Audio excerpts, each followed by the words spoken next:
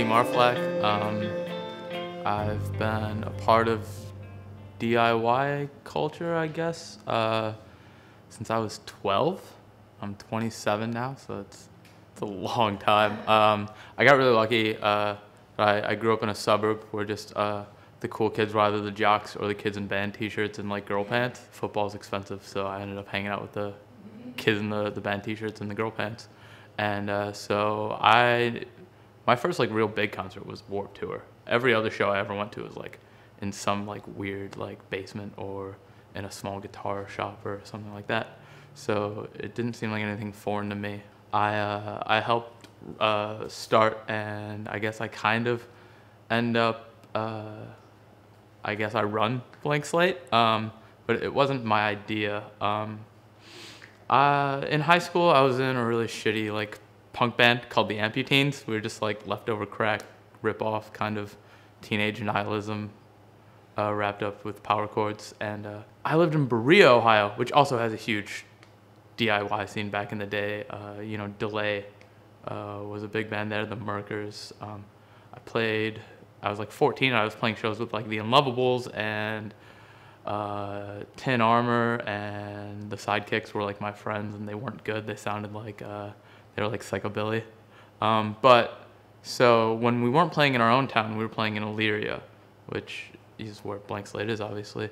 And we played at this place called The Spot, and it was all ages.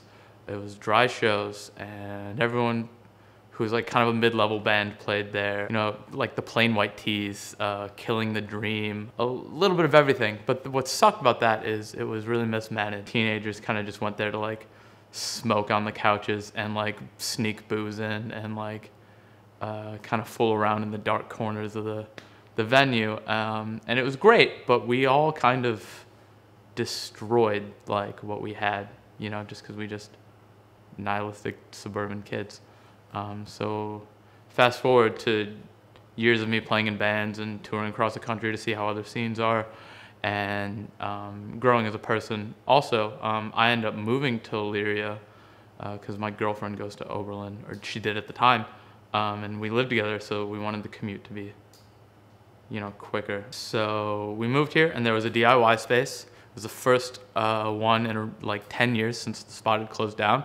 We were really excited to become a part of a community in our new town, and it got shut down within like a month of us moving. It was a really cool place. It was called the Baker Building. It was run by people in my band now, Wolf Teeth, and this guy named Sean Sturck. Sean Sturck is a founding member of Blank Slate now. It was cool, but it was kind of a party place. You know, it was a lot of drinking, a lot of just smashing bottles against the side of the building. Bands getting paid were kind of past the hat. There was some, I heard a few bands say that there's some like, just like racist, kind of sexist comments being made, just by concert goers, not by anyone running anything, but like, it was kind of a community where they thought that they wouldn't be ostracized for saying that kind of stuff, you know? And that's because it was a party atmosphere where bands and entertainment and art was secondary to being there. So when that place shut down, I started working in Oberlin. I became involved in that music scene for a little bit, but those kids are flaky because they go to one of the hardest liberal arts colleges in America, and you know, people graduate every single year, and then it's like at the beginning of every school year, it's like who's doing the house shows, who's doing the bands, who's still around. So it's not really, it's also really an exclusive kind of scene. It's not even Ask a Punk. It's like Ask a Punk, they'll send you to like a GeoCities page. That, you know, like it's just, they don't want outsiders going to their shows. So after that, Sean Sturck posted a Facebook status. It was just like, how come 5 of my friends and I aren't starting a venue? And then I kind of hit him up, and then 4 other people kind of hit that up. And we were meeting in secret for like a year, just trying to discuss what sucks about DIY, what sucks about like the legitimate concert venue circuit, you know, like the Knowledge Class or the May Halls, and what's great about DIY and what's great about those actual concert things, and how could we kind of bridge the gap while still like feeling true to ourselves. But none of us had been business owners. None of us knew anything other than how to throw punk shows and that we cared. And people's commitment waxed and waned, and now the board is kind of just a figurehead thing. But like for that year, we were meeting consistently, and just we have so many Google Docs of just like minutes is what it's called, but I don't know why it's called minutes, because it's literally just this is every single thing that happened in our meeting. And then we had to like approve the minutes for each thing, and we went super legit with it because we knew that one of the things that really sucks about DIY is while the expression's there and in theory the inclusiveness is there, you know, there's no insurance at Dag House. You know, the staircase is sketchy, or, you know, it's just not necessarily a safe place physically, even if it's a safe place, you know, mentally. So we knew that we wanted to be a registered corporation of the state, because we knew that eventually we'd want to file for 501c3 status, which is nonprofit status, because we want to be a community center also.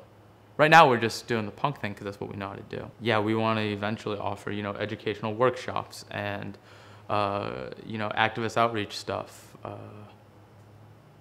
art shows, film screenings. We kind of want to do it all. This is just where we're starting. We first opened April 10th, almost an exact year from that Facebook status, which is kind of cool. And we kind of hit the ground running. We've had almost 50 shows. Yeah, like 90% of them have been mine, but that's more out of stubbornness than anything, I think. I don't think I needed to hit it that hard, but I'm kind of glad I did, because you know, even the shows that have had really abhorrent like attendance, the bands still get paid, because we'll never turn anyone away, but we're also not going to say that it's a donation. But every single band that's played here so far, out of 50 shows, has said that this is honestly one of the best experiences that they've ever had in DIY, because, not to get super capitalist about it, but like we ensure that they're going to get paid something. It's gas in their tank, it's, you know, gas station hot dogs, whatever. They get fed, they get a little bit of money. But also, because we're such a small town, like we're half an hour away from Cleveland, we're an hour away from Akron, we're an hour away from Toledo. Even the shows where there's only like 5 people here, like they're so grateful that there's something going on in their town, that they always like overbuy on merch. They always thank the band so much for just being here, and then the bands thank me for asking them to be here. And that makes me feel really good. That's kind of why I do it.